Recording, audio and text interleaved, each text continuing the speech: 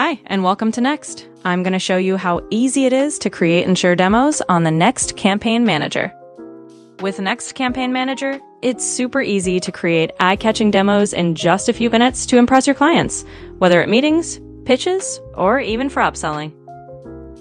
Just find some assets from previous campaigns or go to your client's website, take a screenshot or a screen recording, and use it on our layouts. Here you can see I made some screenshots of the NEXD website.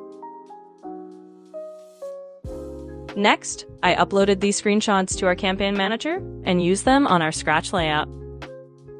That's how easy it is to create eye-catching interactive ads with NEXD. It's easy to inspire your client and show how their existing static assets can be turned into something interactive and engaging. Once you've created the ad you'll use for the demo, just hit preview. The platform auto-saves your work. On this page, you can interact with the ad in full, reload it, and also switch between mobile and desktop view.